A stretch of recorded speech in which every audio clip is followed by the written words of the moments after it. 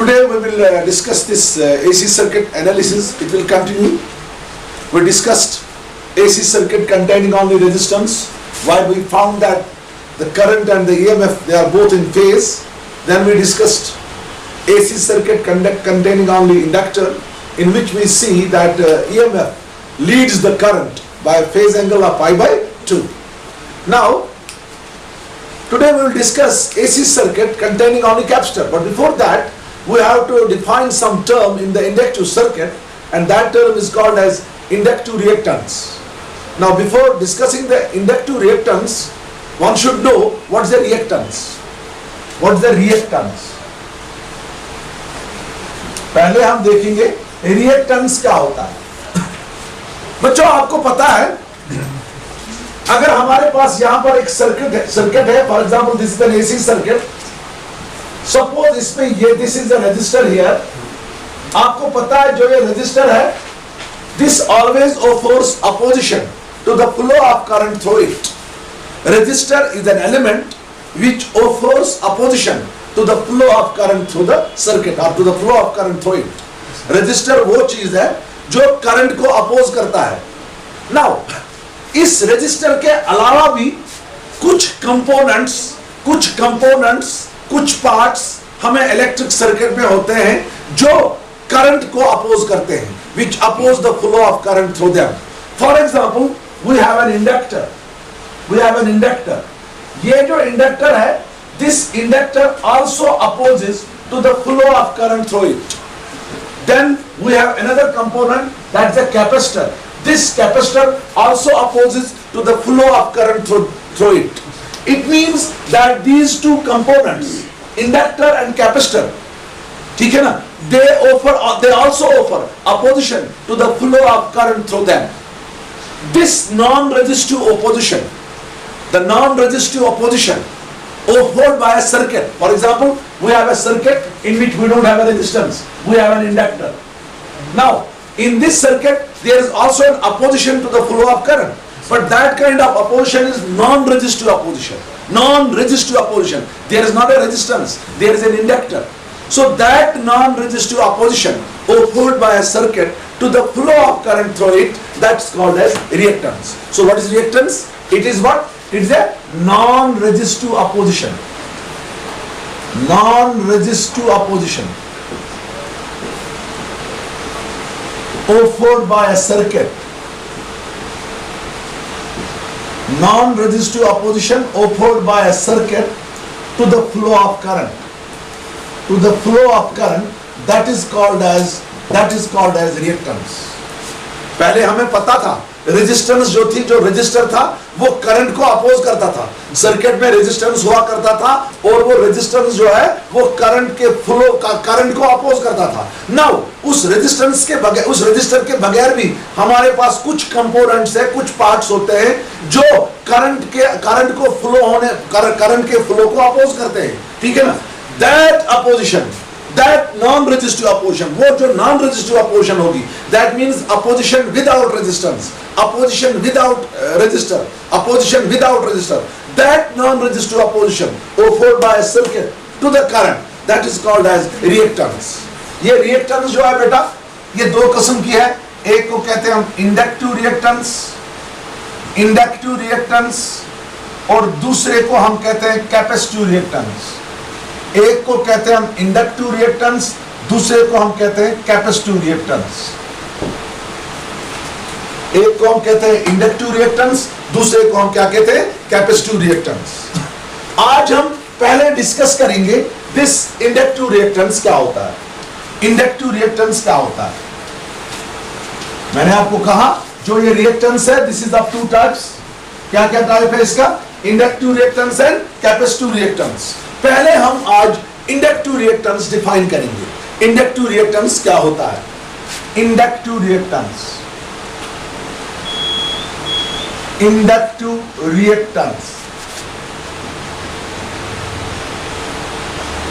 देखो बच्चों, for example मेरे पास यहां पर एक इलेक्ट्रिक सर्किट है. Suppose this electric circuit contains only an inductor, जिस इंडक्टर का इंडक्टेंस L है. सपोज इस एसी सर्किट को मैंने यहां पर अल्टरनेटिंग ईएमएफ अप्लाई किया, this is an alternating EMF applied to this AC circuit, E is equal to E naught sin omega t। यहां से अल्टरनेटिंग करंट फ्लो होने लगी इंडक्टर में। जब इंडक्टर में अल्टरनेटिंग करंट फ्लो होगी, चेंजिंग करंट फ्लो होगी, तो इस इंडक्टर में एक इंड्यूस्ड ईएमएफ पैदा होगा, जो इंड्यूस्ड ईएमएफ इस अल्टरनेटिंग करंट को अपोज करेगा, इसके ग्रोथ और इसके डिके को क्या करेगा, अपोज। इसका मतलब है यहां जो ये इंडक्टर है, यहां जो ये इंडक्टर है, ये अपोज करता है, किसको अपोज करता है, इस अल्टरनेटिंग करंट को, ठीक है ना। This opposition offered by this inductor to the flow of current through it, that is called as inductive reactance।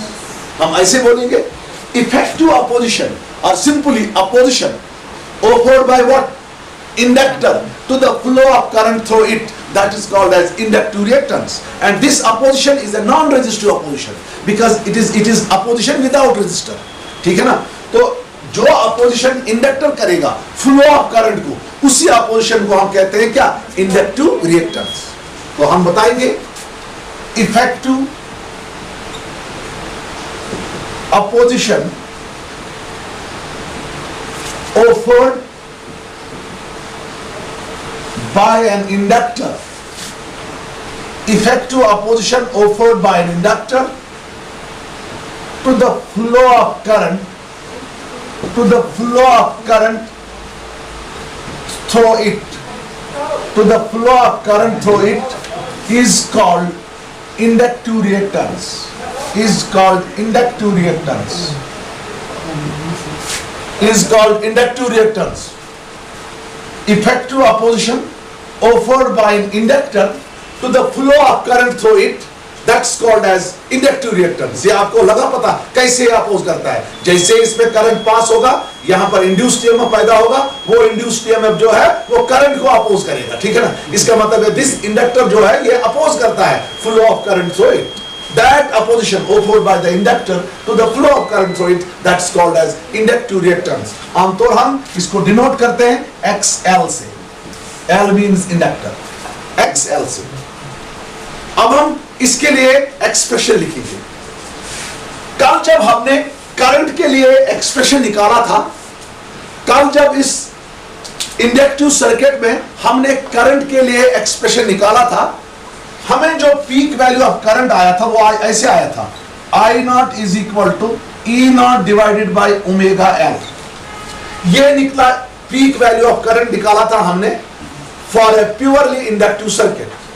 एक प्योरली इंडक्टिव सर्किट जो था, उसमें जो मैंने पीक वैल्यू ऑफ करंट निकाला था पहले जब मैंने इंटीग्रेशन की थी, तो मुझे I नॉट निकला था किसके बराबर, E naught divided by omega L। मगर एज पर ओहम्स लॉ जो ये I नॉट होता है, ये होता है E naught divided by R। भाई कल जो मैंने प्योरली इंडक्टिव सर्किट पढ़ा था, उस प्योरली इंडक्टिव सर्किट में जो पीक वैल्यू ऑफ करंट था वो था I naught is equal to E naught divided by omega L, ठीक है ना। मगर एज पर ओहम्स लॉ जो I नॉट होता है वो होता है E naught divided by R, ठीक है। फॉर एग्जांपल इसको हम इक्वेशन 1 रखेंगे नाम, इक्वेशन 2 रखेंगे नाम। अगर हम इन दो इक्वेशंस को कंपेयर करेंगे, यहां भी I नॉट, यहां भी I नॉट, यहां E नॉट, यहां E नॉट, यहां क्या R, यहां क्या ओमेगा L। इसका मतलब है जो ये ओमेगा L है, इसको सेम डायमेंशंस होंगी एज दैट ऑफ रेजिस्टेंस। इसका मतलब है ये ओमेगा L यही काम करता होगा जो ये रेजिस्टेंस काम करता होगा, ठीक है ना। लिहाजा इस ओमेगा L को हम क्या कहेंगे, इंडक्टिव रिएक्टेंस, ठीक है ना। जब हम इन दो इक्वेशंस को कंपेयर करेंगे, जो ये ओमेगा L होगा, it will have same dimensions as that of resistance R। Omega L जो है इसके सेम डायमेंशंस होंगे एज दैट ऑफ R। चूंकि R जो है ये है अपोजिशन, लिहाजा ओमेगा L भी क्या होगी, opposition, and that opposition is called as inductive reactance. तो देयरफॉर जो हमारा XL होगा, that XL will be equal to omega L। तो ये जो है ये है expression for what, inductive reactance. Inductive reactance XL होता है किसके बराबर? ओमेगा L के बराबर। कैसे निकाला हमने? पहले पीक वैल्यू ऑफ करंट लिखा हमने किस सर्किट के लिए? प्योरली इंडक्टिव सर्किट के लिए। फिर लिखा प्योरली रेजिस्टिव सर्किट के लिए। कंपेयर किया ओमेगा L के same dimensions as that of R, therefore this omega L is also opposition and that opposition is called as inductive reactance। तो लिहाजा हमारा XL जो होगा वो होगा ओमेगा L। नाउ आपने क्लास 11th में पढ़ा है जो ओमेगा होता है वो होता है 2 पाई न्यू।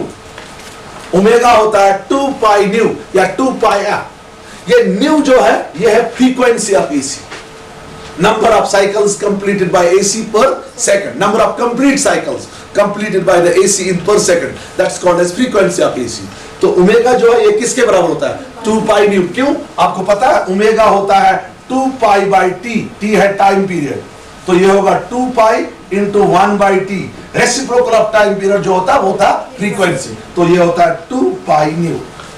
ठीक है, तो देन ओमेगा का वैल्यू यहां दे दो तो आपको बनेगा, क्या बनेगा शाबाश? तो आपको बनेगा XL is equal to 2 pi nu L। XL is equal to 2 pi nu L। ये एक और एक्सप्रेशन है किसके लिए शाबाश? किसके लिए? इंडक्टिव रिएक्टेंस के लिए। XL जो है ये है 2 पाई न्यू L।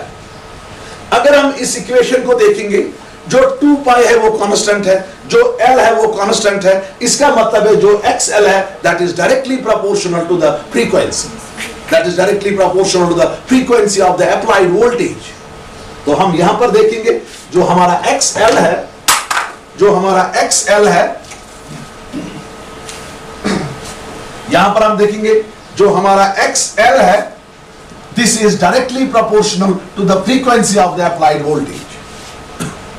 कुछ पॉइंट्स हम यहां डिस्कस करेंगे। नंबर 1, फॉर डीसी अगर हमारे पास डायरेक्ट करंट होता है, डायरेक्ट करंट की जो फ्रीक्वेंसी होती है वो 0 होती है। For DC nu is equal to 0। DC के लिए जो फ्रीक्वेंसी होती है वो 0 होती है, फ्रीक्वेंसी खाली AC को होती है, बिकॉज AC में हम साइकिल्स पे चलते हैं। ठीक है ना? तो for DC nu is equal to 0। जब न्यू 0 होगा XL किसके बराबर होगा? शाबाश, 0 के बराबर। XL is proportional to nu. जब न्यू 0 होगा XL किसके बराबर होगा? 0। इसका मतलब है जो इंडक्टर है, inductor, it means inductor does not offer any opposition to the flow of DC। क्योंकि आपका इंडक्टिव रिएक्टेंस जो है वो 0 निकला, इसका मतलब है जो इंडक्टर है it does not offer any kind of opposition to the flow of DC।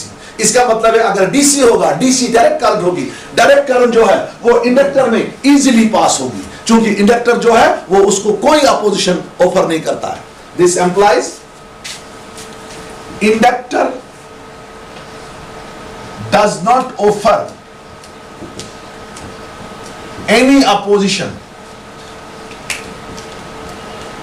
Inductor does not offer any opposition to the flow of DC, to the flow of DC through it।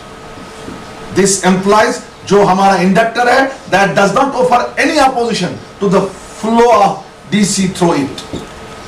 क्योंकि DC के लिए frequency 0 है तो आपको inductive reactance जो है वो 0 निकला। जब इंडक्टिव रिएक्टेंस 0 निकला इसका मतलब है इंडक्टर ने करंट फ्लो को कोई अपोजिशन नहीं किया। वो कौन सी करंट है? Direct current. इसका मतलब है this implies DC passes easily through the inductor। DC passes easily through the inductor। DC जो है वो इजीली पास होता है इंडक्टर में। आगे जाएंगे, देखो बच्चों,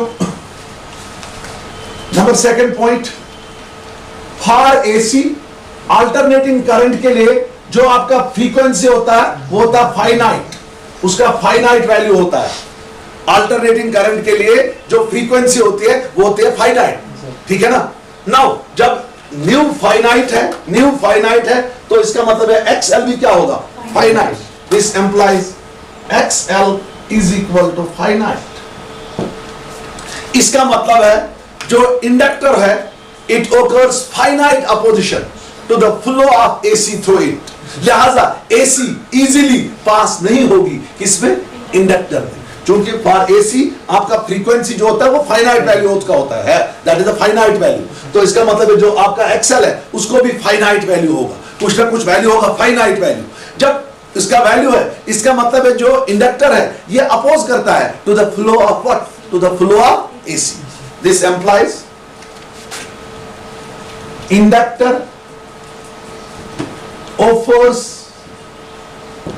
finite opposition.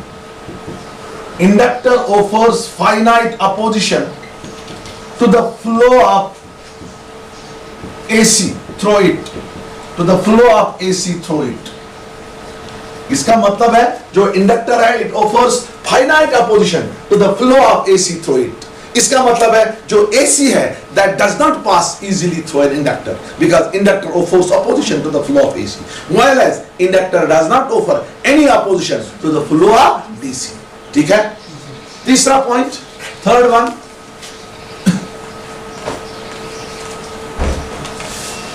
हमें पता है XL जो हमारा है वो है ओमेगा L, या that's equal to 2 pi nu L। Now आपको पता है आपका जो करंट होता है I, this is equal to I naught divided by root 2, I RMS। RMS value of current जो होता है वो होता है 1 by root 2 times peak value of current. RMS value of current जो होता है वो होता है 1 by 2 peak value of current. मैं ऐसे लिखूंगा I RMS is equal to 1 by root 2 into I naught. ये पढ़ाया मैंने, ये मैंने पढ़ाया है। नाउ प्योरली इंडक्टिव सर्किट अगर हम लेंगे उसके लिए जो आपका I नॉट है, I नॉट जो उधर होता है वो होता है E naught divided by omega L, purely inductive circuit के लिए। ठीक है ना? तो यहां I नॉट का वैल्यू दे दो, ये बनेगा I RMS is equal to 1 by root 2 E naught divided by omega L। ठीक है बच्चों? ठीक है बच्चों? मुझे बना I RMS is equal to E one और E, ये है E naught divided by root 2 into omega L। E naught divided by root 2 into omega L। यहां देखो I naught divided by root 2 that is I RMS, E naught divided by root 2 that will be E RMS, है ना? तो आपको क्या बनेगा यहां पर शाबाश, I RMS is equal to E RMS। यहां देखो E naught divided by root 2 जो होगा वो होगा E RMS, जैसे I naught divided by root 2 है I RMS, E naught divided by root 2 क्या होगा E RMS, पढ़ाया आपको, डिवाइडेड बाय ओमेगा L। और हम ऐसे लिख देंगे I RMS is equal to E RMS divided by XL। I RMS is equal to E RMS divided by XL। कभी कभी आपको E RMS दिया गया होगा, XL दिया गया होगा, आपको I RMS निकालना होगा, आप ये रिलेशन लगाएंगे। ठीक है? ठीक है ना? I RMS is equal to E RMS divided by XL। ठीक है? आगे जाएंगे। This was the third point। Fourth point, क्योंकि हमारा XL जो है that is directly proportional to the frequency of AC। XL जो है इंडक्टिव रिएक्टेंस जो है that is directly proportional to the frequency of AC। इसका मतलब है जितना AC का फ्रीक्वेंसी बढ़ जाएगा उतना आपको जो इंडक्टर है जो वो इंडक्टिव रिएक्टेंस ऑफर करेगा उस करंट को, उतना वो इंक्रीज हो जाएगा। Increase in frequency increases inductive reactance. अगर हम इन दो के दरमियान ग्राफ ड्रा करेंगे, यहां से हम फ्रीक्वेंसी लेंगे और यहां से हम इंडक्टिव रिएक्टेंस लेंगे, क्योंकि ये डायरेक्टली प्रोपोर्शनल है इसको, लिहाजा इनका जो ग्राफ होगा that will be straight line passing through the origin. This is the variation of new XL with new variation of inductive reactance with frequency of the AC। चूंकि ये इसको डायरेक्टली प्रोपोर्शनल है तो इसका जो ग्राफ होगा that will be straight line passing through the origin with positive slope. ठीक है ना? ठीक है? तो इसका मतलब है जब फ्रीक्वेंसी इंक्रीज होगी तो इंडक्टिव रिएक्टेंस भी क्या होगा, इंक्रीज होगा। फिफ्थ पॉइंट, चूंकि इंडक्टिव रिएक्टेंस जो है ये अपोजिशन है, इसके सेम डायमेंशंस है एज दैट ऑफ रेजिस्टेंस, लिहाजा इसका सेम यूनिट होगा एज दैट ऑफ रेजिस्टेंस, लिहाजा जो इसका ऐसा यूनिट होगा, ऐसा यूनिट ऑफ XL इज ओम, ऐसा यूनिट ऑफ XL इज ओम। आपने देखा जो ये इंडक्टिव रिएक्टेंस है इसकी सेम डायमेंशंस है एज दैट ऑफ रेजिस्टेंस, लिहाजा इसके सेम यूनिट्स होंगे as that of resistance. That means the unit SI unit of inductive reactance is ohm. ठीक है, this was all about this AC circuit containing only what inductor. ठीक है ना। Now we will discuss another AC circuit.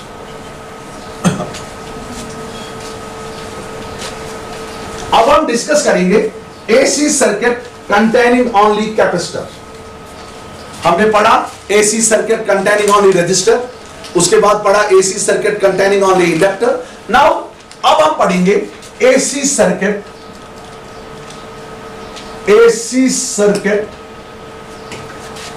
Containing only capacitor. AC circuit containing only capacitor. देखो बच्चों, अब हम एक एसी सर्किट लेंगे जिसमें खाली हमें कैपेसिटर होगा। यहां देखो, ये मैं लूंगा यहां पर एक एसी सर्किट, इसको मैंने यहां अल्टरनेटिंग ईएमएफ अप्लाई किया। देखो बच्चों, ये है AC circuit and this AC circuit contains a capacitor of capacitance C। Suppose इस एसी सर्किट को मैंने अप्लाई किया alternating EMF E is equal to E naught sine omega T। ठीक है, मैंने एक प्योरली एसी सर्किट लिया जिसमें एक कैपेसिटर है जिसकी कैपेसिटेंस C है। इस प्योरली एसी सर्किट को, इस purely AC circuit which contains only capacitor, इस प्योरली कैपेसिटिव सर्किट को, इस प्योरली कैपेसिटिव सर्किट को मैंने एक अल्टरनेटिंग ईएमएफ अप्लाई किया। वो क्या है? E is equal to E naught sine omega T।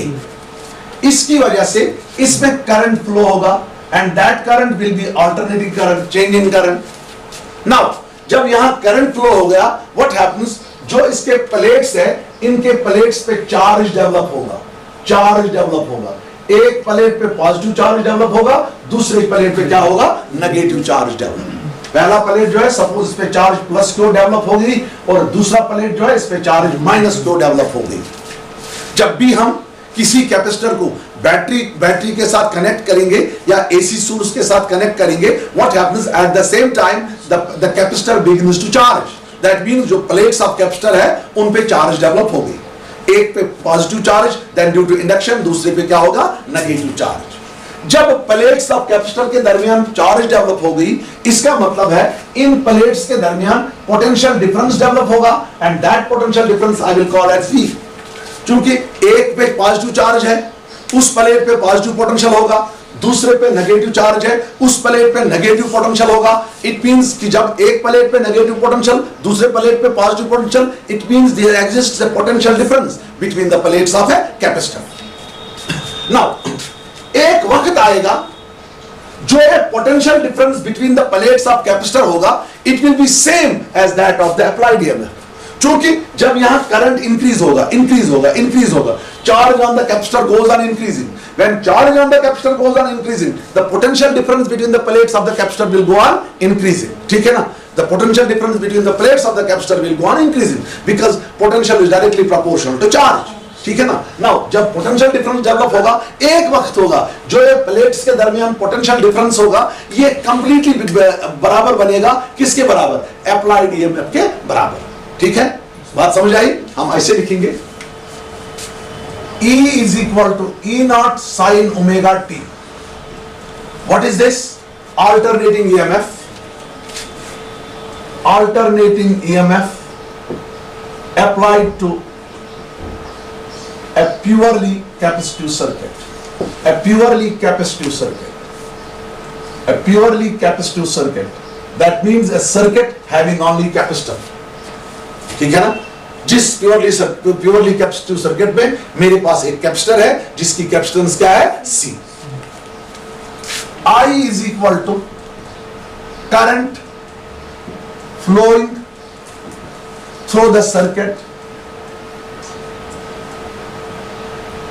at any instant of time. I जो है ये है करंट जो फ्लो हो गई through the circuit eight any instant of time.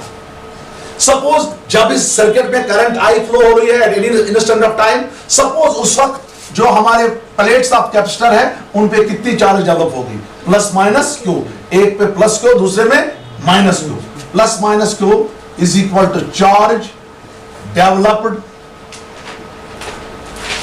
On the plates of capacitor, plates of capacitor at that time, at that instant. Suppose उस वक्त जो प्लेट्स के दरमियान पोटेंशियल डिफरेंस है वो क्या है, वो क्या है, V। What's V? V क्या है, potential difference existing between the plates of capacitor, plates of capacitor at that instant. भाई E जो है E is equal to E0 sine omega T, ये मैंने EMF अप्लाई किया इसको, इससे इस सर्किट में करंट होगी, जब करंट होगी प्लेट्स जो उसके प्लेट्स से कैपेसिटर के उनमें चार्ज डेवलप होगी, एक पे प्लस क्यू दूसरे पे माइनस क्यू। जब चार्ज डेवलप होगी तो प्लेट्स के दरमियान पोटेंशियल डिफरेंस डेवलप हो गया, वो पोटेंशियल डिफरेंस मैंने V ले लिया, ठीक है ना। मैंने बोला आपको कि at any instant of time जो ये V होगा this will become equal to the applied EMF। क्यों? क्योंकि जब करंट इंक्रीज होगा ये चार्ज इंक्रीज होगा on the plates of capacitor, therefore V also increases. जब V इंक्रीज हो गया एक वक्त आएगा ये V जो है ये बराबर बनेगा, किसके बराबर बनेगा, अप्लाइड EMF के। तो इस वक्त E जो होगा, V जो होगा वो किसके बराबर बनेगा, एक वक्त E के बराबर। बट आपको पता है जो आपका V होता है वो होता है Q by C। Potential difference between the plates of the capacitor होता है charge on the plates of the capacitor divided by capacitance of capacitor. V जो होता है वो होता है Q by C। अब इस इक्वेशन में V का भी वैल्यू दे दो और E का भी वैल्यू दे दो, ठीक है। तो क्या बनेगा इक्वेशन, शाबाश, Q by C is equal to E0 sine omega T. मैंने इस इक्वेशन में जिसमें V निकला E के बराबर, V का भी वैल्यू दे दिया, E का भी वैल्यू दे दिया। V जो होता है वो होता है Q by C, पढ़ाया कैपेसिटर्स में, तो V का वैल्यू दे दो Q by C is equal to E0 sine omega T. Cross multiply करो, तो जब आप क्रॉस मल्टीप्लाई करोगे तो आपको क्या आएगा बच्चों, शाबाश, आपको आएगा Q is equal to C E0 sine omega T. आपको क्या करना है, आपको इस सर्किट में करंट देखना है कितना होगा, क्योंकि आपको पता है इस सर्किट में जो EMF है वो है E0 साइन ओमेगा टी। अब हम देखेंगे इस सर्किट में करंट कितना होगा, इंस्टेंटेनियस करंट। उसके लिए क्या करेंगे, हम इस इक्वेशन को डिफरेंशिएट करेंगे विद रेस्पेक्ट टू टाइम। ये बनेगा dq by dt, dq by dt is instantaneous current. कल हमने इंटीग्रेशन की थी, लेकिन आज हमें डिफरेंशिएशन करनी है, क्योंकि आज हमें q दिया गया है, कल हमें dq दिया गया था, ठीक है ना। हम इसको क्या करेंगे बेटा, इंटीग्रेशन करेंगे, differentiating with respect to time t। ये क्या बनेगा शाबाश, ये बनेगा dq by dt is equal to d by dt of dq by dt is equal to d by dt of, शाबाश, q का value C E0 sin omega t। C E0 जो है बच्चों ये कांस्टेंट है, क्योंकि यहां डिफरेंशिएशन है विद रिस्पेक्ट टू टाइम, तो जो C E0 है ये बाहर आएगा डिफरेंशियल से। dq by dt हो गया I, current, instantaneous current in the circuit. तो I हो गया बराबर आपका C E0 into d by dt of sine omega t। आराम से देखो, आपको I निकलेगा बराबर C E0 इंटू साइन की डिफरेंशिएशन होती है cos, ये हो गया cos ओमेगा t, साइन का जो डिफरेंशिएशन है वो है cos omega t into internal differentiation of this omega t, that is omega. ठीक है, ओमेगा बाहर आए, ओमेगा पहले लिखेंगे, ये बनेगा I is equal to omega C E0 cos omega t। ये देखो ओमेगा को मैंने पहले लिखा, ठीक है बच्चों, मुझे निकला I is equal to omega C E0 divided into cos omega t। मैं इसको E0 को खाली रखूंगा, यहां पर E0 को मैं खाली रखूंगा, E0 cos ओमेगा t, इसको मैं दफा करूंगा। कैसे करूंगा देखो, मैं खुद लिखूंगा यहां 1, खुद मैंने 1 लिखा, इसको मैंने डिनोमिनेटर लिखा, क्या रखा डिनोमिनेटर 1। यहां देखो बच्चों, इसको मैंने डिनोमिनेटर मान रखा। अब ये ओमेगा सी कैसे खत्म हो जाएगा? जब मैं आरएचएस में न्यूमरेटर को भी ओमेगा सी से डिवाइड करूंगा, डिनोमिनेटर को भी ओमेगा सी से डिवाइड करूंगा। Dividing numerator and denominator by omega C. जब मैं न्यूमरेटर को ओमेगा सी से डिवाइड करूंगा, ओमेगा सी कट जाएगा और ये क्या बनेगा? 1 by omega C. Dividing numerator and denominator by omega C. ये क्या बनेगा बच्चों? ये बनेगा हमें I is equal to E naught cos omega T divided by 1 by omega C. ये देखो, इसको डिवाइड किया ओमेगा सी से, न्यूमरेटर को। देखो ये क्या बनेगा? Omega C E naught cos omega T divided by omega C. Omega C cut जाएगा, वहां रहेगा E naught cos omega T, divide बनेगा 1 बाय ओमेगा सी। ठीक है, आगे जाएंगे।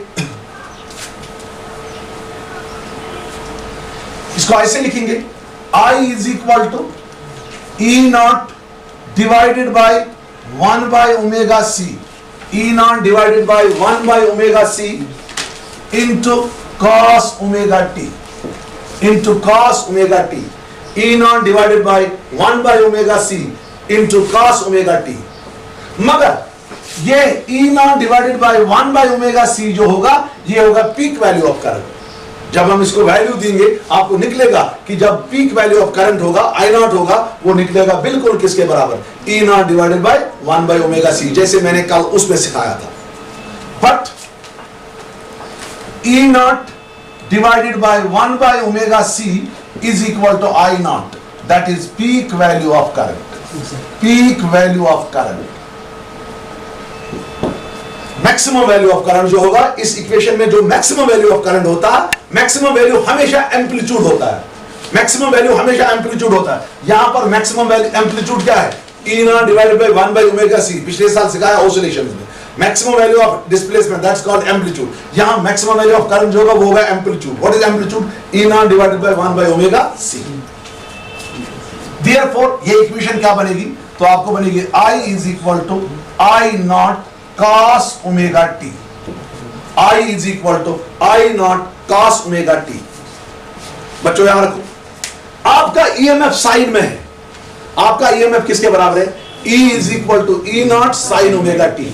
लेकिन आपका करंट जो है वो निकला I is equal to I naught cos omega T. EMF function है साइन की, ठीक है ना? करंट फंक्शन है cos की। पहले हम इस cos को कन्वर्ट करेंगे साइन में। हम ऐसे लिखेंगे, this implies I is equal to I naught sine of 90 plus theta pi by 2 plus omega T. Sine 90 plus theta होता है cos थीटा, ठीक है? साइन 90 प्लस थीटा किसके बराबर होता है? cos theta. अब हम इसको ऐसे लिखेंगे, I is equal to I naught sine of, पहले ओमेगा टी लिखेंगे, ये होगा omega T plus pi by 2। cos omega T को मैंने लिखा sine pi by 2 plus omega T.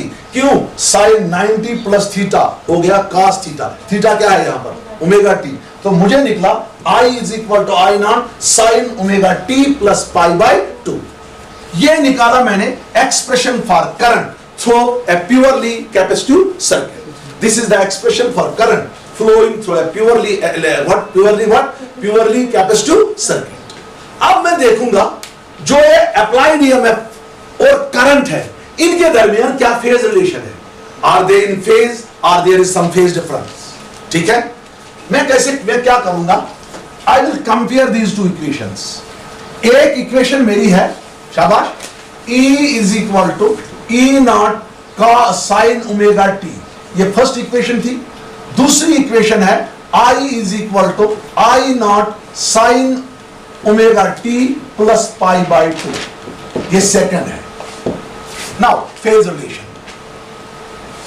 Relation between E and I, phase relation between E and I। अब हम phase relation पढ़ेंगे बिटवीन E एंड I। जो आपका capacitive circuit है उसमें देखेंगे हम करंट और ईएमएफ के दरमियान क्या फेज रिलेशन है। जब हम फर्स्ट को सेकंड के साथ कंपेयर करेंगे, यहां देखते हैं हम जो करंट है उसने ईएमएफ को लीड किया है, चूंकि प्लस साइन आ रहा है, कल माइनस साइन आ रहा था, कल लैग कर रहा था, पीछे जा रहा था, आज लीड किया इसने इसको bye phase angle of what? Pi by 2। जब हम इनको कंपेयर करेंगे, जो करंट है वो ईएमएफ से आगे है by phase angle of pi by 2, ठीक है ना। जब हम इन इक्वेशन को कंपेयर करेंगे, we find that in a purely capacitive circuit, current leads the applied EMF by phase angle of pi by 2। या I और E के दरमियान फेज डिफरेंस कितनी है? पाई बाय 2। बहुत इंपॉर्टेंट है, I और E के दरमियान फेज डिफरेंस कितनी है? पाई by 2। Omega T plus pi by 2 minus omega T खत्म, तो फेज डिफरेंस कितनी निकली? पाई बाय 2, ठीक है ना। This implies current leads the applied EMF, E by a phase angle of pi by 2,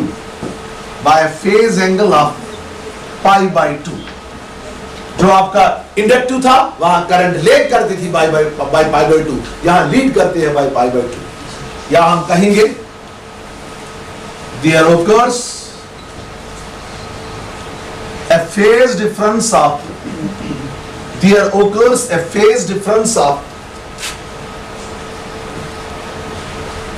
pi by 2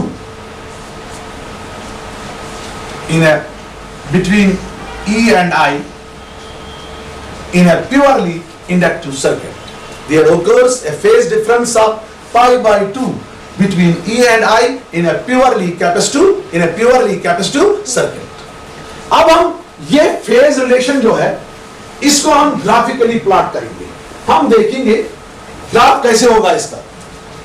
graphically हम इसको प्लॉट करेंगे। यहां देखो बच्चों, यहां से टाइम, तो यहां से हम प्लॉट करेंगे, E को भी प्लॉट करेंगे, I को भी प्लॉट करेंगे, EMF को भी प्लॉट करेंगे, और व्हाट शाबाश, EMF को भी प्लॉट करेंगे, और हम करंट को भी प्लॉट करेंगे, ठीक है ना। E is equal to E naught sine omega T. इसका ग्राफ मैंने परसों से ड्रा किया है। इसका ग्राफ ऐसे होगा, देखो यहां पर टाइम है T बाई 2, यहां पर टाइम आपका T है, यहां पर जो टाइम है वो T बाई 4 है। यहां देखो, यहां पर आपका टाइम जो है वो T बाई 4 है, यहां पर ये मैक्सिमम वैल्यू है E नॉट, सपोज यहां पर I नॉट वैल्यू है। देखो अब हम करंट का देखेंगे ग्राफ कैसे होगा। यहां देखो करंट का ग्राफ देखेंगे कैसे होगा। EMF का ग्राफ मुझे पता है, this is E, this is EMF E, ये तो ग्राफ मुझे पता है। T बाई 4 पे इसका मैक्सिमम वैल्यू होता है, T बाई 2 पे 0 वैल्यू होता है, T 0 पे भी 0 वैल्यू होता है, जैसे परसों प्लॉट किया। इसको प्लॉट करेंगे, इसको करंट को। जरा करंट क्या है, I is equal to I naught sine शाबाश omega T plus pi by 2। पहले T देंगे हम 0, T 0 देंगे। जब हम T0 देंगे यानी ऑरिजिन पे, यहां पर देखेंगे, ऑरिजिन पे देखेंगे करंट कितना होगा, ऑरिजिन पे देखेंगे करंट कितना होगा। देखो T0 दे दो, ये बन गया I is equal to I naught sine 0t plus pi by T plus pi by 2, 0 into T plus pi by 2, 0 into T हो गया 0 ही, ठीक है। तो आपको क्या निकला, I is equal to I naught sine pi by 2, sine pi by 2 होता है साइन 90, साइन 90 क्या होगा 1, तो आपका I निकला बराबर I नॉट। इसका मतलब है जब टाइम 0 होगा ऑरिजिन पे, उस वक्त जो करंट है उसका 0 वैल्यू नहीं है, उसका मैक्सिमम वैल्यू। इसका फेज डायग्राम बातें देखो, चूंकि आपको पता है जो करंट है वो लीड करता है ईएमएफ को by phase angle of pi by 2। देखो फेज डायग्राम कैसे होगी, सिंपल। देखो X axis X dash, Y और वाई डैश। यहां देखो बातें मत करो, वाई और वाई डैश। जो फेजर ई नॉट है, फेजर ई नॉट जो है वो एंगल बनाएगा omega T within anticlockwise direction with X axis, जैसे कल बना रहा था। Phasor E naught will make an angle of omega t with x axis in what direction? Anti-clockwise direction। क्योंकि फेजर जो है ये एंटी-क्लॉकवाइज डायरेक्शन में रोटेट करते हैं। कल करंट लैग हो रही थी, यानी इससे पीछे जा रही थी, तो यहां से करंट थी। आज करंट लीड करे, करंट कहां से होगी, करंट यहां से होगी। The phasor I naught will make an angle of pi by 2 with phasor E naught in what direction? In anti-clockwise direction. कल करंट पीछे जा रही थी, आज करंट आगे जा रही थी, और आज करंट एंटी-क्लॉकवाइज दौड़ेगी। तो फेजर E naught जो है, it makes an angle of what? Omega t with the x-axis, while as phasor I naught makes an angle of pi by 2 with phasor E naught in what direction? In what direction? In anti-clockwise direction. ये होगा आपका maximum value of EMF यानी E, ये होगा maximum value of current यानी I. This is the phase diagram. Go record हो रही? This is two reactance. Capacitive reactance. बात है नहीं बच्चा? Capacitive reactance. Capacitive reactance. जैसे इंडक्टिव रिएक्टेंस थी, opposition offered by an inductor to the flow of current through it, इसी तरह कैपेसिटर भी अपोज करेगा करंट को। That opposition is called as capacitive reactance.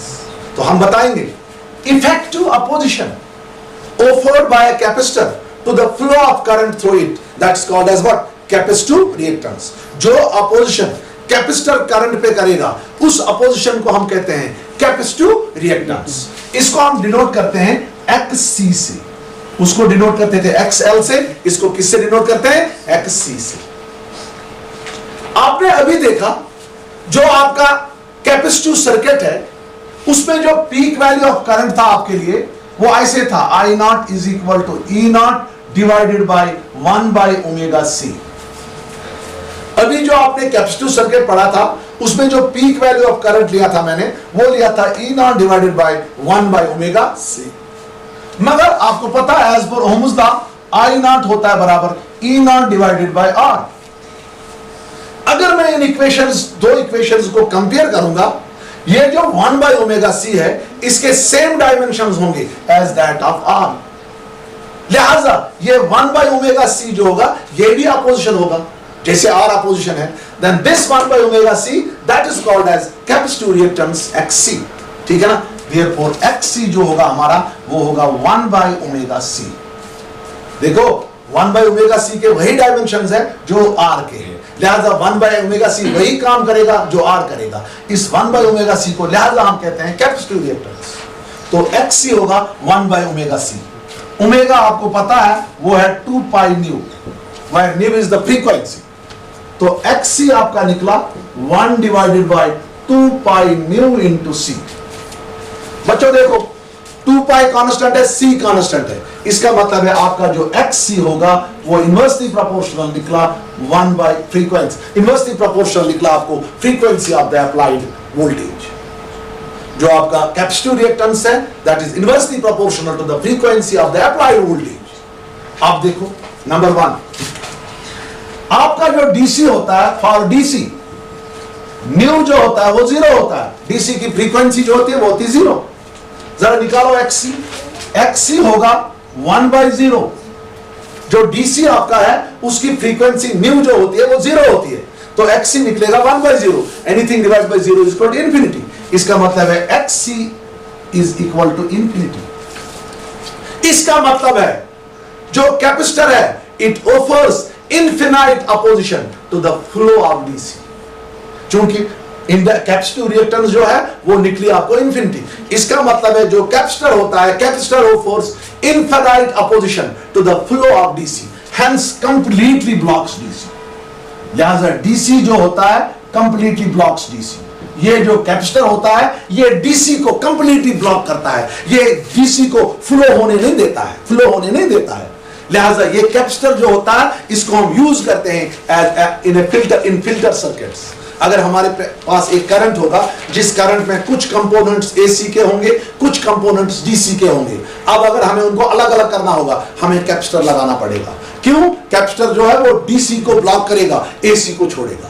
जो कैपेसिटर है वो किसको ब्लॉक करेगा? वो DC को ब्लॉक करेगा। क्यों? क्योंकि capacitor offers infinite opposition to the flow of DC। लिहाजा ये DC को क्या करेगा?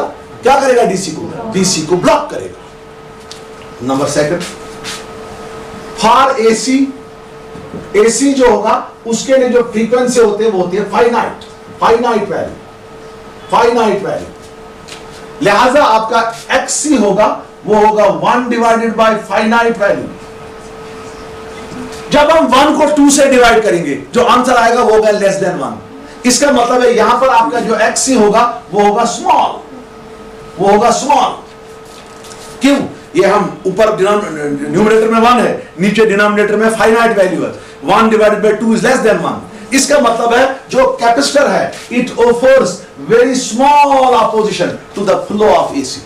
लिहाजा AC जो है ये इजीली फ्लो होगा थ्रू ए कैपेसिटर। Whereas जो DC होगा इसको कैपेसिटर कंप्लीटली क्या करता है? ब्लॉक कर देता है। ठीक है, बड़ा इंपॉर्टेंट पॉइंट है। तीसरा पॉइंट, थर्ड पॉइंट, IRMS किसके बराबर है? बताओ बच्चे। IRMS है I0 डिवाइडेड बाय √2। इसको ऐसे लिखेंगे IRMS is equal to 1 by √2 into I0। मगर जो आपका कैपेसिटिव सर्किट है उसमें जो I0 है उसका वैल्यू क्या है? शाबाश, उसमें उसका वैल्यू है E0 divided by 1 by omega C। मगर ये 1 बाय √2 इंटू E0 जो होगा ये होगा ERMS। जैसे ये है तो आपको निकलेगा IRMS is equal to ERMS divided by 1 by omega C। ठीक है, 1 बाय ओमेगा C जो है वो XC, तो आपको IRMS निकलेगा ERMS divided bye XC। ERMS divided bye XC, IRMS जो है वो निकलेगा ERMS डिवाइडेड बाय XC। बात समझ आई? आगे जाएंगे हम। यूनिट जो होगा इसका चौथा यूनिट इसका भी होगा ohm. Unit of XC is ओम।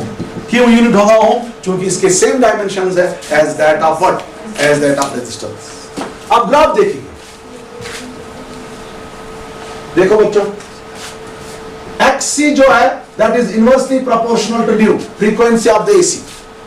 इसका मतलब है जब फ्रीक्वेंसी कम है XC ज्यादा होगा, जब हम फ्रीक्वेंसी बढ़ाएंगे XC का वैल्यू क्या होगा? कम। ठीक है ना? हम इससे ऐसे ग्राफ ड्रा करेंगे। यहां देखो, यहां से फ्रीक्वेंसी, यहां से XC।